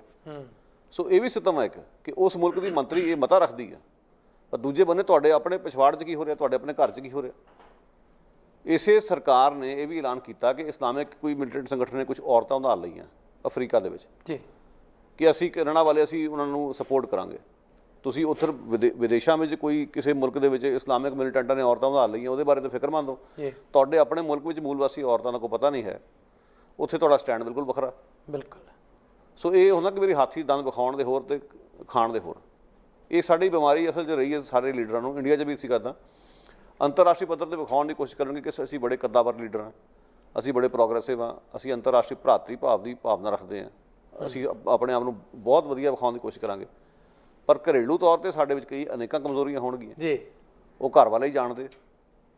ਸੋ ਇਸ ਕਰਕੇ ਰੋਨਾ ਐਮਬਰੋਸ ਨੇ ਜੋ ਕੀਤਾ ਵਧੀਆ ਕੀਤਾ, ਅਸੀਂ ਤਾਰੀਫ ਕਰਦੇ ਹਾਂ ਉਹਨਾਂ ਦੀ। ਪਰ ਨਾਲ ਦੀ ਨਾਲ ਸਵਾਲ ਕਰਨਾ ਸਾਡਾ ਬਣਦਾ ਕਿ ਤੁਹਾਡੀ ਹੀ ਸਰਕਾਰ ਸੀਗੀ, ਮੂਲ ਵਾਸੀ ਔਰਤਾਂ ਦੇ ਕਤਲ ਹੋਏ, ਉਹ ਲਾਪਤਾ ਹੋਈਆਂ, ਤੇ ਤੁਹਾਡੀ ਸਰਕਾਰ ਨੇ ਉਹਨਾਂ ਦੇ ਮੁੱਦਿਆਂ ਪ੍ਰਤੀ ਬਿਲਕੁਲ ਬੇਰੁਖੀ ਵਿਖਾਈ ਹੈ। ਇਹ ਅਫਸੋਸ। ਇੱਕ ਹੋਰ ਗੱਲ ਕਿ ਜਦੋਂ ਅਸੀਂ ਕੈਨੇਡਾ ਦੇ ਖੁੱਲ੍ਹੇ ਇਤਿਹਾਸ ਦੀ ਗੱਲ ਕਰਦੇ ਹਾਂ, ਜਿਨ੍ਹਾਂ ਦੇ ਵਿੱਚੋਂ ਔਰਤਾਂ ਦੇ ਵੋਟ ਪਾਉਣ ਦਾ ਹੱਕ, ਜਿਵੇਂ ਤੁਸੀਂ ਜ਼ਿਕਰ ਕੀਤਾ ਕਿ ਕਿੱਡੀ ਸ਼ਰਮ ਵਾਲੀ ਗੱਲ ਹੈ, ਕਿੰਨੀ ਦੇਰ ਨਾਲ ਮਿਲਿਆ ਗਿਆ। ਇਸੇ ਤਰੀਕੇ ਨਾਲ ਜੇ ਅੱਜ ਵੀ ਅਸੀਂ ਇਤਿਹਾਸ ਦੇ ਵਿੱਚ ਉਹਨਾਂ ਪੰਨਿਆਂ ਨੂੰ ਦੇਖੀਏ ਕਿ ਬਹੁਤ ਸਾਰੇ ਜਿਹੜੇ ਪੀੜਤ ਵਰਗ ਦੇ ਲੋਕ ਨੇ, ਨੇਟਿਵਸ ਨੇ, ਉਹਨਾਂ ਦੇ ਵਿੱਚ ਬੱਚੀਆਂ ਦੀ ਜਿਹੜੀ ਬਰਾਬਰਤਾ ਦੀ ਸਮਾਨਤਾ ਦੀ ਗੱਲ ਹੈ, ਉਹਨਾਂ ਦੇ ਹੱਕਾਂ ਦੀ ਗੱਲ ਹੈ, ਉਹ ਇੱਥੇ ਵੀ ਉਸੇ ਤਰ੍ਹਾਂ ਹੀ ਹੈ ਤੇ ਗੁਆਂਢੀ ਮੁਲਕਾਂ 'ਚ ਵੀ ਹੈ, ਪੱਛਮੀ ਦੇਸ਼ਾਂ 'ਚ। ਪਰ ਹੁਣ ਪੱਛਮੀ ਦੇਸ਼ਾਂ ਤੋਂ ਬਾਅਦ ਅਸੀਂ ਆਪਣੇ ਮੂਲ ਦੇਸ਼ ਦੇ ਵੱਲ ਆਈਏ, ਜਿੱਥੇ ਕਿ ਸਭ ਤੋਂ ਵੱਡੀ ਡੈਮੋਕ੍ਰੇਸੀ ਹੈ ਤੇ ਇਹ ਗਿਣਿਆ ਜਾਂਦਾ ਹੈ ਕਿ ਔਰਤ ਜਿਹੜੀ ਹੈ ਮਰਦ ਦੇ ਬਰਾਬਰ ਹੈ। ਪਰ ਮੈਂ ਦੇਖ ਰਿਹਾ ਸੀ ਕਿ ਜਦੋਂ ਕੈਨੇਡਾ ਦੇ ਵਿੱਚ 20ਵੀਂ ਸਦੀ ਦੇ ਵਿੱਚ ਜਾ ਕੇ ਔਰਤ ਨੂੰ ਅਜੇ ਵਸਤੂ ਸਮਝਿਆ ਜਾਂਦਾ ਸੀ, ਹੱਕ ਨਹੀਂ ਸੀ। ਤੇ ਗੁਰੂ ਨਾਨਕ ਸਾਹਿਬ ਨੇ 1469 ਤੋਂ ਸਫ਼ਰ ਦੇਖੋ ਕਿ ਉਸ ਸਮੇਂ ਜਦੋਂ 16ਵੀਂ ਸਦੀ ਦੇ ਵਿੱਚ 15ਵੀਂ ਸਦੀ ਦੇ ਵਿੱਚ ਇਹ ਕਹਿਣਾ ਕਿ ਸੋ ਕਿਉ ਮੰਦਾ ਆਖੀਏ ਜਿਤ ਜੰਮੇ ਰਾਜਾਨ, ਕਿੰਨਾ ਫਖਰ ਹੁੰਦਾ ਹੈ, ਕਿੰਨਾ ਮਾਣ ਹੁੰਦਾ ਹੈ। ਜਿਸ ਤਰੀਕੇ ਨਾਲ ਆਪਾਂ ਦਿਨਾਂ ਦੀ ਗੱਲ ਕੀਤੀ ਹੈ ਕਿ ਐਡੀ ਵੱਡੀ ਦੇਣ ਉਸ ਵੇਲੇ ਸਾਡੇ ਜਿਹੜੇ ਰੂਹਾਨੀ ਆਗੂਆਂ ਦੀ। ਪਰ ਉਸੇ ਹੀ ਧਰਤੀ 'ਤੇ ਜਿਸ ਨੂੰ ਇਹ ਕਿਹਾ ਜਾਂਦਾ ਹੈ ਕਿ ਮਨੁੱਖੀ ਹੱਕਾਂ ਦੇ ਜਾਂ ਲੋਕਤੰਤਰ ਦੇ, ਡੈਮੋਕ੍ਰੇਸੀ ਦੇ ਵੱਡੇ ਮੀਨਾਰ ਦੇ ਤੌਰ 'ਤੇ ਹੈ, ਉੱਥੇ ਪਿਛਲੇ ਸਮੇਂ ਤੋਂ ਵੀ ਤੇ ਬਹੁਤ ਪਿੱਛੋਂ ਵੀ ਐਸੀਆਂ ਅਨੇਕਾਂ ਹੀ ਘਟਨਾਵਾਂ ਨੇ ਜਿੱਥੇ ਬਾਲ ਛੋਟੀਆਂ ਬੱਚੀਆਂ ਜਿਹੜੀਆਂ ਹਨ ਉਹਨਾਂ ਨਾਲ ਜ਼ਬਰ ਜਨਾਹ, ਧੱਕੇਸ਼ਾਹੀ ਜਾਂ ਉਹਨਾਂ ਦੇ ਜਿਸ ਤਰੀਕੇ ਨਾਲ ਜ਼ਬਰਦਸਤੀ ਕੰਮ ਕਰਾਉਣਾ, ਹੋਰ ਐਸੀਆਂ ਜਿਹੜੀਆਂ ਉਹਨਾਂ 'ਤੇ ਤਸ਼ੱਦਦ ਦੀਆਂ ਘਟਨਾਵਾਂ ਵਾਪਰਦੀਆਂ ਨੇ। ਆਏ ਦਿਨ ਅਨੇਕਾਂ ਘਟਨਾਵਾਂ ਵਾਪਰਦੀਆਂ ਨੇ, ਪਰ ਦੁਨੀਆ ਦੇ ਮੀਡੀਆ ਦੇ ਵਿੱਚ ਉਹ ਨਸ਼ਰ ਨਹੀਂ ਹੁੰਦੀਆਂ। ਸਭ ਤੋਂ ਪਹਿਲਾਂ ਇੱਥੋਂ ਸ਼ੁਰੂ ਕਰਦੇ ਹਾਂ ਕਿ ਜਿਵੇਂ ਗੁਰੂ ਨਾਨਕ ਸਾਹਿਬ ਦੀ ਤੁਸੀਂ ਮਿਸਾਲ ਦਿੱਤੀ, ਗੁਰੂ ਨਾਨਕ ਸਾਹਿਬ ਦਾ ਸੁਨੇਹਾ ਬਹੁਤ ਵਧੀਆ ਸੀਗਾ ਜੀ। ਪਰ ਅਫਸੋਸ ਦੀ ਗੱਲ ਕਿ ਉਹਨਾਂ ਦੇ ਹੀ ਆਪਣੇ ਦੇਸ਼ ਪੰਜਾਬ ਦੇ ਵਿੱਚ ਕੀ ਹੋ ਰਿਹਾ ਜੀ। ਭਰੂਣ ਹੱਤਿਆਵਾਂ ਦਾ ਦੌਰ ਜਾਰੀ ਹੈ ਜੀ। ਔਰਤਾਂ ਤੇ ਮੁੰਡਿਆਂ ਤੇ ਲੜਕੀਆਂ ਦੀ ਤੁਸੀਂ ਜੇ ਰੇਸ਼ੀਓ ਵੇਖੋ ਤਾਂ ਉਹਦੇ ਵਿੱਚ ਬੜਾ ਵੱਡਾ ਅੰਤਰ ਆ। ਬਿਲਕੁਲ ਸਹੀ। ਔਰ ਅੰਤਰ ਵੱਧਦਾ ਹੀ ਜਾ ਰਿਹਾ। ਫਤਿਹਗੜ੍ਹ ਸਾਹਿਬ ਵਰਗੀ ਮੁਕੱਦਸ ਥਾਂ ਤੇ ਇਹ ਸਾਰਾ ਕੁਝ ਦੇਖਣ ਨੂੰ ਮਿਲ ਰਿਹਾ। ਇਸ ਤੋਂ ਵੱਡੀ ਸ਼ਰਮ ਦੀ ਗੱਲ ਕਿਹੜੀ ਹੋਏਗੀ? ਗੁਰੂ ਨਾਨਕ ਸਾਹਿਬ ਦਾ ਆਪਣਾ ਸੁਨੇਹਾ ਦੇ ਗਏ, ਅਸੀਂ ਉਸ ਸੁਨੇਹੇ ਦੇ ਚੱਲਣ ਦੀ ਥਾਂ ਤੇ ਅਸੀਂ ਸੰਗਮਰਮਰ ਲਾ ਕੇ ਗੁਰਦੁਆਰੇ ਤੋਂ ਉਸਾਰ ਰਹੇ ਹਾਂ। ਪਰ ਜਿਹੜੀ ਸੋਚ ਹੈ, ਜਿਹੜਾ ਸ਼ਬਦ ਗੁਰੂ ਸਾਨੂੰ ਕਹਿ ਰਿਹਾ, ਉਸ 'ਤੇ ਸਾਡਾ ਕੋਈ ਕਮਿਟਮੈਂਟ ਨਹੀਂ ਹੈ। ਨਤੀਜਾ ਇਹ ਹੋ ਰਿਹਾ ਕਿ ਭਰੂਣ ਹੱਤਿਆਵਾਂ ਚੱਲ ਰਹੀਆਂ ਪੰਜਾਬ ਦੇ ਵਿੱਚ। ਉਹ ਬਿਮਾਰੀ ਅਸੀਂ ਇੱਧਰ ਵੀ ਲੈ ਆਏ ਹਾਂ। ਇੱਥੇ ਵੀ ਕੁਝ ਲੋਕ ਨੇ ਜਿਹੜੇ ਸਰਹੱਦ ਪਾਰ ਜਾ ਕੇ ਟੈਸਟ ਕਰਾਉਂਦੇ ਫਿਰਦੇ ਨੇ ਕਿ ਕੁੜੀ ਹੈ ਕਿ ਮੁੰਡਾ ਆ। ਸੋ ਇਹ ਜਿਹੜਾ ਸਿਲਸਿਲਾ ਬਹੁਤ ਘਟੀਆ ਸਿਲਸਿਲਾ, ਵਿਗੜਿਆ ਹੋਇਆ ਸਾਰਾ। ਪਰ ਨਾਲ ਦੀ ਨਾਲ ਜਿਹੜਾ ਇੱਕ ਹੋਰ ਅੰਤਰ ਵਿਰੋਧ ਹੈ ਭਾਰਤ ਵਿੱਚ। ਹਾਂਜੀ, ਆਮ ਤੌਰ 'ਤੇ ਅਸੀਂ ਵੇਖਿਆ ਉੱਥੇ ਬਹੁਤ ਚਰਚਾ ਹੁੰਦੀ ਕਿ ਅਸੀਂ ਦੇਵੀ ਦੇ ਪੂਜਕ ਹਾਂ, ਅਸੀਂ ਕੰਜਕਾਂ ਕਰਦੇ ਹਾਂ, ਅਸੀਂ ਫਲਾਣਾ ਕਰਦੇ ਹਾਂ, ਬਹੁਤ ਇੱਦਾਂ ਦੇ ਡਰਾਮੇ ਹੁੰਦੇ। ਬਿਲਕੁਲ। ਪਰ ਹਕੀਕਤ ਕੀ ਹੈ? ਔਰਤਾਂ ਨੂੰ ਤਾਂ ਅਸੀਂ ਪੈਰ ਦੀ ਜੁੱਤੀ ਸਮਝਦੇ ਹਾਂ। ਇੱਕ ਪਾਸੇ ਤਾਂ ਆਪਾਂ ਗੱਲਾਂ ਕਰਦੇ ਹਾਂ ਜੀ ਦੇਵੀ ਮਾਂ, ਦੂਜੇ ਬੰਨੇ ਅਸੀਂ ਔਰਤਾਂ ਨੂੰ ਜਿਵੇਂ ਮਨੂ ਸਮ੍ਰਿਤੀ ਦੇ ਅਨੁਸਾਰ ਉਹਨਾਂ ਨੂੰ ਪੈਰ ਦੀ ਜੁੱਤੀ ਦੱਸਿਆ ਗਿਆ। ਇਹ ਸੋਚ ਉੱਥੇ ਦੇ ਲੋਕਾਂ ਦੀ ਹੈ। ਔਰ ਹੁਣ ਤਾਂ ਪਾਰਟੀ ਵੀ ਇਹੋ ਜਿਹੀ ਸੱਤਾ ਵਿੱਚ ਆ ਗਈ ਹੈ ਜਿਹਦਾ ਏਜੰਡਾ ਹੀ ਇਹੋ ਜਿਹਾ। ਔਰਤਾਂ ਨੂੰ ਪਿੱਛੇ ਧੱਕ ਕੇ ਰੱਖਿਆ ਉਹਨਾਂ ਨੇ। ਔਰਤਾਂ ਬਾਰੇ ਉਹਨਾਂ ਦੀ ਸੋਚ ਇਹ ਬਣੀ ਹੈ ਕਿ ਘਰਾਂ 'ਚ ਰਹਿਣ। ਔਰ ਜਦੋਂ ਕੋਈ ਗੱਲ ਹੁੰਦੀ ਬਲਾਤਕਾਰ ਦੀ ਜਾਂ ਲਿੰਗਕ ਹਿੰਸਾ ਦੀ ਤਾਂ ਉਲਟਾ ਔਰਤਾਂ ਨੂੰ ਹੀ ਬਲੇਮ ਕੀਤਾ ਜਾਂਦਾ ਕਿ ਕੱਪੜੇ ਚੱਜ ਨਾਲ ਪਾਓ, ਰਾਤ ਵੇਲੇ ਬਾਹਰ ਨਾ ਨਿਕਲੋ। ਤੁਸੀਂ ਇਹ ਭਰੋਸਾ ਕਿਉਂ ਨਹੀਂ ਦਵਾਉਂਦੇ ਕਿ ਤੂੰ ਜਾ, ਅਸੀਂ ਨਾਲ ਹਾਂ ਤੇਰੇ। ਜੇ ਕੱਲ੍ਹ ਨੂੰ ਉੱਤੇ ਕੋਈ ਸਰੀਰਕ ਹਮਲਾ ਹੋ ਵੀ ਜਾਂਦਾ ਤੇ ਉਸ ਨੂੰ ਜ਼ਿੰਦਾ ਲਾਸ਼ ਕਹਿਣ ਦੀ ਥਾਂ ਤੇ ਉਹਨੂੰ ਕਹੋ ਕਿ ਤੇਰੇ ਨਾਲ ਧੱਕਾ ਹੋਇਆ, ਸ਼ਰਮਸਾਰ ਉਹ ਹੋਵੇ ਜਿਹਨੇ ਤੇਰੇ ਨਾਲ ਜ਼ੁਲਮ ਕੀਤਾ। ਉਹ ਤਾਂ ਗੱਲ ਹੀ ਨਹੀਂ ਹੋ ਰਹੀ। ਜਿਹੜੀ ਪਿੱਤਰ ਸੱਤਾ ਹੈ, ਮਰਦ ਪ੍ਰਧਾਨ ਸੋਚ, ਉਹ ਬਿਮਾਰੀ ਦੀ ਜੜ੍ਹ ਆ। ਉਹਨੂੰ ਦੂਰ ਕਰਨ ਦੀ ਕੋਈ ਪੋਲੀਟੀਕਲ ਵਿਲ ਹੈ ਨਹੀਂ। ਉਲਟਾ ਪੋਲੀਟੀਕਲ ਪਾਰਟੀਆਂ ਔਰਤਾਂ ਨੂੰ ਵਸਤੂ ਬਣਾ ਕੇ ਪੇਸ਼ ਕਰ ਰਹੀਆਂ ਨੇ। ਆਹ ਹੁਣ ਜਿਹੜੀ ਦਲਿਤ ਬੱਚੀ ਨਾਲ ਜੋ ਉੱਥੇ ਹੋਇਆ ਜੀ, ਉਸ ਵਿੱਚ ਅਸੀਂ ਵੇਖਦੇ ਹਾਂ ਕਿਸ ਤਰ੍ਹਾਂ ਦੇ ਘਟੀਆ ਕਿਸਮ ਦੇ ਬਿਆਨ ਬੀਜੇਪੀ ਦੇ ਲੀਡਰਾਂ ਨੇ ਦਿੱਤੇ ਆ। ਇਹ ਉਹ ਪਾਰਟੀ ਹੈ, ਤੁਸੀਂ ਵੇਖੋ ਕਿ ਜਦੋਂ ਇਸ ਪਾਰਟੀ ਨੇ ਜਦੋਂ ਨਿਰਭਇਆ ਕਾਂਡ ਹੋਇਆ, ਹਾਂਜੀ, ਖਾਂਦੀ ਪੀਂਦੀ ਮਿਡਲ ਕਲਾਸ ਦੀ ਲੜਕੀ ਦੇ ਨਾਲ, ਉਦੋਂ ਇਹਨਾਂ ਨੇ ਹਾਲ ਦੁਹਾਈ ਪਾਤੀ ਦਿੱਲੀ ਦੇ ਵਿੱਚ। ਵੰਗਾਂ ਚੂੜੀਆਂ ਜਾ ਕੇ ਸੁੱਟੀਆਂ ਉੱਥੇ ਕਿ ਵੀ ਮਨਮੋਹਨ ਸਿੰਘ ਪਾ ਲਵੇ। ਤੇ ਹੁਣ ਉਹੀ ਬੀਬੀਆਂ ਚੁੱਪ ਨੇ ਬੀਜੇਪੀ ਵਾਲੀਆਂ। ਹੁਣ ਮੋਦੀ ਨੂੰ ਜਾਂ ਯੋਗੀ ਨੂੰ ਕਿਉਂ ਨਹੀਂ ਚੂੜੀਆਂ ਪਾਉਂਦੀਆਂ ਜਾ ਕੇ? ਉਹਨਾਂ ਨੂੰ ਵੀ ਚੂੜੀਆਂ ਪਾਓ ਜਿਹੜੇ ਚੁੱਪ ਕਰਕੇ ਬੈਠੇ ਆ। ਨਰਿੰਦਰ ਮੋਦੀ ਨੇ 2018 ਦੇ ਵਿੱਚ ਆਸਿਫਾ ਬਾਨੋ ਨਾਂ ਦੀ ਜਦੋਂ ਲੜਕੀ ਦਾ ਬਲਾਤਕਾਰ ਹੋਇਆ, ਕਤਲ ਹੋਇਆ, ਬੀਜੇਪੀ ਦੇ ਸਮਰਥਕ ਤਿਰੰਗੇ ਲੈ ਕੇ ਇਹਨਾਂ ਜਰਵਾਣੇ ਦੇ ਹੱਕ 'ਚ ਨਿਤਰੇ। ਹੋਣਾ ਤਾਂ ਚਾਹੀਦਾ ਸੀ ਕਿ ਆਸਿਫਾ ਦੀ ਜਿਹੜੀ ਮੌਤ ਆ, ਦਰਦਨਾਕ ਮੌਤ, ਇਹ ਮੋਦੀ ਸਰਕਾਰ ਦੇ ਉਸ ਟਰਮ ਦੇ ਵਿੱਚ ਉਸ ਦੇ ਕਫਨ 'ਚ ਅਖੀਰਲਾ ਕਿਲ ਸਾਬਿਤ ਹੋਣੀ ਚਾਹੀਦੀ ਸੀ। ਪਰ ਉਸ ਦੀ ਬਹੁ ਗਿਣਤੀ ਨੇ ਉਹਨਾਂ ਨੂੰ ਇਨਾਮ ਦਿੱਤਾ, ਅਗਲੇ ਸਾਲ ਸੀਟਾਂ ਹੋਰ ਬਖਸ਼ੀਆਂ। ਇਹ ਉਹ ਮੋਦੀ ਹੈ ਜਦੋਂ ਨਿਰਭਿਆ ਕਾਂਡ ਹੋਇਆ ਸੀ, ਜਿਹਨੇ ਕਿਹਾ ਸੀ ਕਿ ਵੋਟ ਪਾਉਣ ਲੱਗਿਆ ਨਿਰਭਿਆ ਨੂੰ ਯਾਦ ਰੱਖਿਓ। ਤੇ ਤੇਰੇ ਲੋਕ ਆਸਿਫਾ ਨੂੰ ਕਿਵੇਂ ਭੁੱਲ ਗਏ? ਕਿਉਂਕਿ ਮੁਸਲਮਾਨਾਂ ਦੀ ਬੱਚੀ ਸੀਗੀ। ਔਰ ਹੁਣ ਜੇ ਦਲਿਤ ਲੜਕੀ ਨਾਲ ਹੋਇਆ ਤੇ ਮੈਨੂੰ ਤਾਂ ਹੈਰਾਨੀ ਨਹੀਂ ਹੋਈ।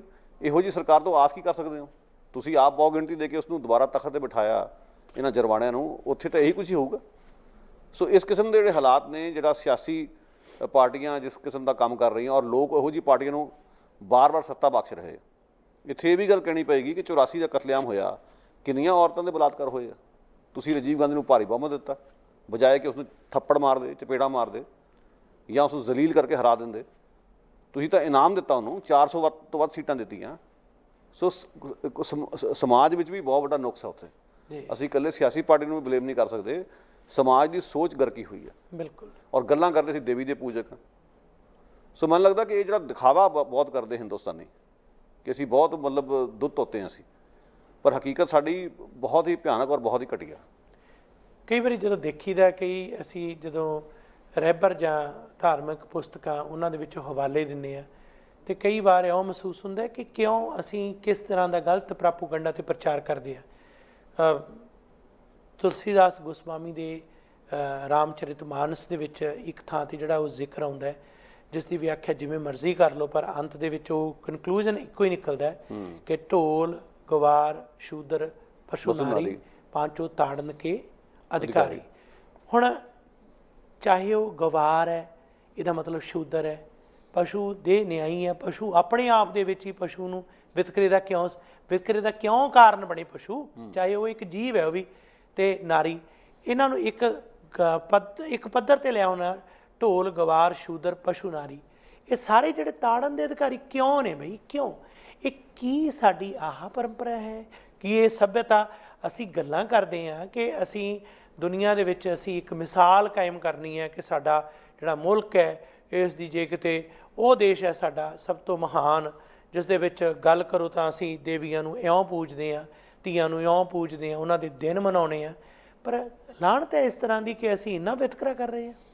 ਗੁਰਦਰ ਸਿੰਘ, ਦੇਖੋ, ਜਿਹੜਾ ਇਹ ਜਿਹੜੇ ਕਥਨ ਤੁਸੀਂ ਦੱਸੇ ਆ, ਜੇ ਤੁਸੀਂ ਇਹਨੂੰ ਵੇਖ ਲਓ ਔਰ ਤੁਸੀਂ ਸਰਕਾਰ ਦੇ ਐਕਸ਼ਨ ਵੇਖ ਲਓ ਜਿਹੜੇ ਚੱਲ ਰਹੇ ਆ, ਜੀ, ਇੱਕ ਗੱਲ ਤਾਂ ਕਲੀਅਰ ਹੈ, ਪ੍ਰਤੱਖ ਨੂੰ ਪ੍ਰਮਾਣ ਦੀ ਲੋੜ ਨਹੀਂ। ਇਸੇ ਸੋਚ ਨਾਲ ਗ੍ਰਸਤ ਨੇ ਉਹ ਲੋਕ। ਜੀ, ਗਾਏ ਬਗਾਏ ਅਸੀਂ ਵੇਖਦੇ ਨਾ, ਕਈਆਂ ਦੇ ਬਿਆਨ ਆ ਜਾਂਦੇ, ਵਿਵਾਦ ਛਿੜ ਪੈਂਦਾ। ਬੀਜੇਪੀ ਲੀਡਰ ਨੇ ਆਹ ਬਿਆਨ ਦਿੱਤਾ, ਈਵਨ ਫॉर दैट ਮੈਟਰ ਕਿਸੇ ਕਾਂਗਰਸੀ ਲੀਡਰ ਨੇ ਆਹ ਬਿਆਨ ਦਿੱਤਾ। ਉਸ ਬਿਆਨ ਤੋਂ ਬਾਅਦ ਔਰਤ ਜਥੇਬੰਦੀਆਂ ਇਤਰਾਜ਼ ਕਰਦੀਆਂ।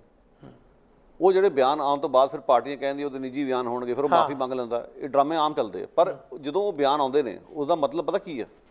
ਕਿ ਇਹ ਉਸ ਇਨਸਾਨ ਦੇ ਢਿੱਡ ਦੀ ਗੱਲ ਆ। ਔਰ ਇਕੱਲਾ ਉਹ ਨਹੀਂ, ਉਹੋ ਜਿਹੇ ਹੋਰ ਵੀ ਨੇ। ਬਿਲਕੁਲ। ਕਿਧਰੇ ਨਾ ਕਿਧਰੇ ਹੱਲਾਸ਼ੇਰੀ ਮਿਲੀ ਹੋਈ ਆ, ਵੋਟਾਂ ਦੇ ਕੇ ਲੋਕਾਂ ਨੇ ਝਮਲਾਇਆ ਹੋਇਆ।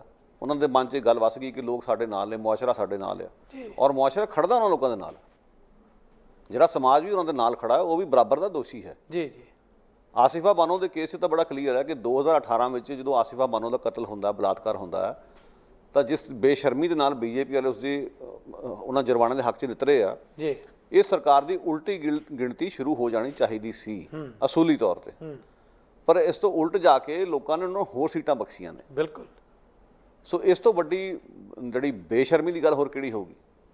ਇਹ ਉਹ ਸਮਾਜ 'ਚ ਦਰਸਾਉਂਦਾ, ਜਿੰਨਾ ਮਰਜ਼ੀ ਕਹੀ ਜਾਓ ਵੱਡੀ ਵੱਡੀ ਜਮਹੂਰੀਅਤ ਹੈ। ਜੇ ਤੁਹਾਡੀ ਇਹ ਜਮਹੂਰੀਅਤ ਹੈ ਕਿ ਤੁਸੀਂ ਜਮਹੂਰੀਅਤ ਦੇ ਨਾਂ 'ਤੇ ਜਰਵਾਣਿਆਂ ਨੂੰ ਸੱਤਾ 'ਤੇ ਲਿਆ ਰਹੇ ਹੋ, ਤੇ ਲੱਖ ਲਾਹਨਤ ਇਹੋ ਜਿਹੀ ਜਮਹੂਰੀਅਤ ਹੈ। ਜੀ, ਉਹੋ ਜਿਹੀ ਜਮਹੂਰੀਅਤ ਤੋਂ ਆਪਾਂ ਕਰਾਉਣਾ ਕੀ ਹੈ? ਜੀ ਜੀ।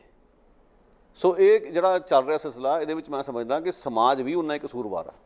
ਅਸੀਂ ਢੋਂਗੀ ਬਹੁਤ ਆ, ਢੋਂਗ ਬਹੁਤ ਕਰਦੇ ਹਾਂ ਅਸੀਂ। ਜਿਵੇਂ ਸਾਡੇ ਕਈ ਸਿੱਖ ਭਾਈਚਾਰੇ 'ਚ ਕਿ ਲੋਕਾਂ ਨੂੰ ਆਦਤ ਹੈ ਨਾ, ਗੁਰੂ ਨਾਨਕ ਸਾਹਿਬ ਦੀ ਬਾਣੀ ਦੇ ਕੇ ਗੱਲ ਖਤਮ ਕਰ ਦਿੰਦੇ ਆ। ਇਹ ਇਸ ਬਾਰੇ ਕੋਈ ਜਵਾਬ ਨਹੀਂ ਦੇਣਗੇ ਕਿ ਭਰੂਣ ਹੱਤਿਆਵਾਂ ਕਿਉਂ ਹੋ ਰਹੀਆਂ। ਇਸੇ ਤਰੀਕੇ ਨਾਲ ਵੱਡੇ ਸਮਾਜ ਦੀ ਗੱਲ ਕਰੀਏ ਭਾਰਤ ਵਿੱਚ, ਜਿੱਥੇ ਬ੍ਰਾਹਮਣੀ ਸੋਚ ਬੜੀ ਹੋਈ ਹੈ, ਮਨੂਵਾਦੀ ਸੋਚ ਬੜੀ ਹੋਈ ਹੈ, ਉੱਥੇ ਕੀ ਹੋ ਰਿਹਾ? ਸੋ ਸਾਨੂੰ ਗੁਰੂ ਨਾਨਕ ਸਾਹਿਬ ਦੀ ਸੋਚ ਅਨੁਸਾਰ ਉਹ ਸਾਰੇ ਸਿਸਟਮ ਨੂੰ ਬਦਲਣ ਵਾਸਤੇ ਤਤਪਰ ਹੋਣਾ ਪਏਗਾ।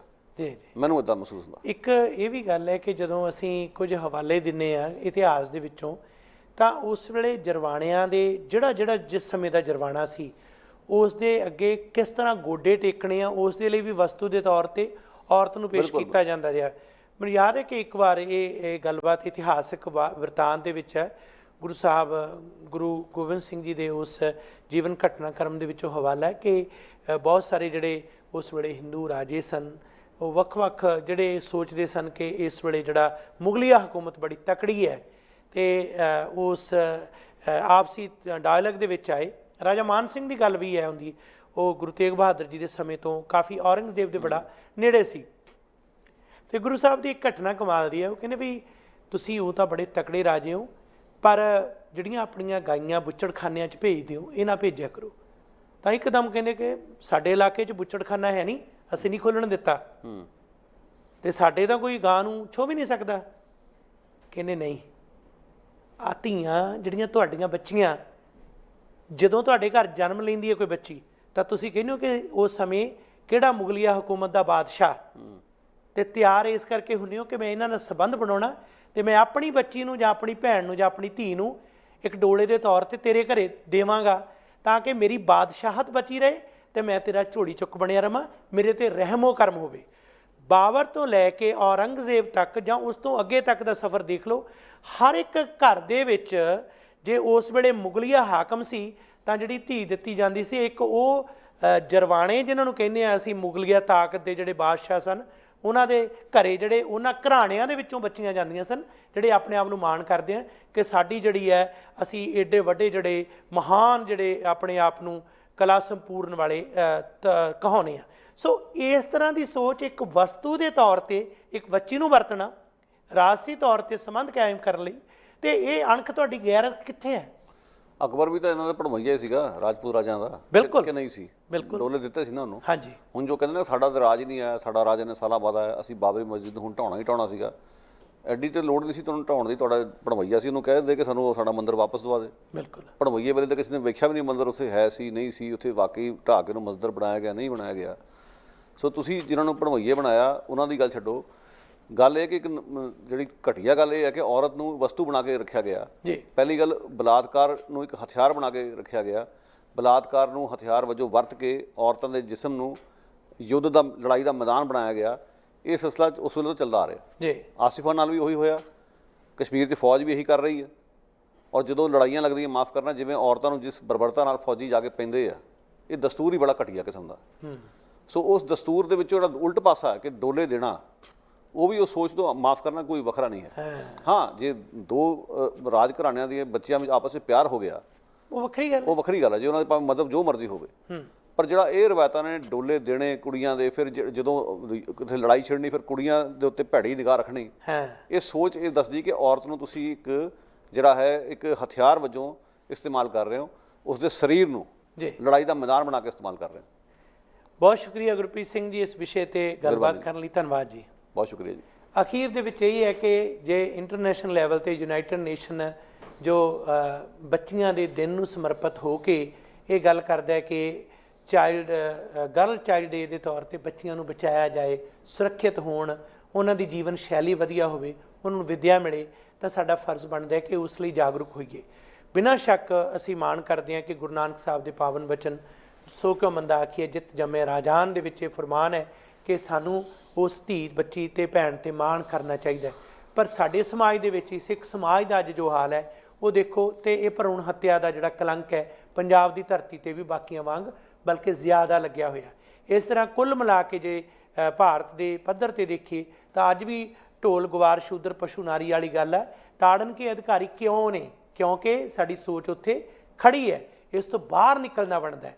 ਇਸ ਤੋਂ ਅੱਗੇ ਜੇ ਇੰਟਰਨੈਸ਼ਨਲ ਲੈਵਲ 'ਤੇ ਕੈਨੇਡਾ ਵਰਗੇ ਮੁਲਕਾਂ 'ਚ ਵੀ ਗੱਲ ਕਰੀਏ, ਜਿੱਥੋਂ ਦੀ ਮੰਤਰੀ ਰੋਨਾ ਬਰੋਜ਼ ਨੇ ਇਹ ਕੋਸ਼ਿਸ਼ ਕੀਤੀ ਕਿ ਦਿਨ ਕੋਸ਼ਟ ਹੋਵੇ, ਉੱਥੇ ਵੀ ਇਹ ਜਿਹੜਾ ਵਿਤਕਰਾ ਹੈ ਜਿੱਥੇ ਜਿੱਥੇ ਵੀ ਹੋਇਆ ਉਹ ਬੰਦ ਹੋਵੇ, ਧੀਆਂ ਦਾ ਸਤਿਕਾਰ ਹੋਵੇ, ਆਪਣੀਆਂ ਧੀਆਂ ਬੱਚੀਆਂ ਜਿਹੜੀਆਂ ਔਰਤਾਂ ਨੇ ਉਹਨਾਂ ਨੂੰ ਜੋ ਉੱਚਾ ਰੁਤਬਾ ਦੇਵਾਂਗੇ ਤਾਂ ਹੀ ਸਾਡਾ ਸਮਾਜ ਚੰਗਾ ਸਿਰਜਿਆ ਜਾ ਸਕਦਾ। ਇਹਨਾਂ ਸ਼ਬਦਾਂ ਦੇ ਨਾਲ ਆਪ ਸਾਰਿਆਂ ਦਾ ਹਾਰਦਿਕ ਧੰਨਵਾਦ, ਸ਼ੁਕਰੀਆ ਜੀ। ਤੁਸੀਂ ਹੈਰਾਨ ਤੇ ਜ਼ਰੂਰ ਹੋ ਰਹੇ ਹੋ ਕਿ ਇੱਕ ਬੰਦਾ ਪੈਂਟ ਕਮੀਜ਼ ਪਾ ਕੇ ਟਰੈਕਟਰ ਚਲਾ ਰਿਹਾ ਹੈ, ਖੇਤੀ ਕਰ ਰਿਹਾ ਹੈ। ਸਾਡਾ ਹਰ ਇੱਕ ਪ੍ਰੋਗਰਾਮ ਵੇਖਣ ਤੇ ਸਾਡੇ ਨਾਲ ਜੁੜਨ ਲਈ ਸਬਸਕ੍ਰਾਈਬ ਕਰੋ ਚੈਨਲ ਪੰਜਾਬੀ ਤੇ ਨੋਟੀਫਿਕੇਸ਼ਨ ਲਈ ਬੈਲ ਆਈਕਨ ਵਾਲੇ ਬਟਨ ਤੇ ਕਲਿੱਕ ਕਰੋ।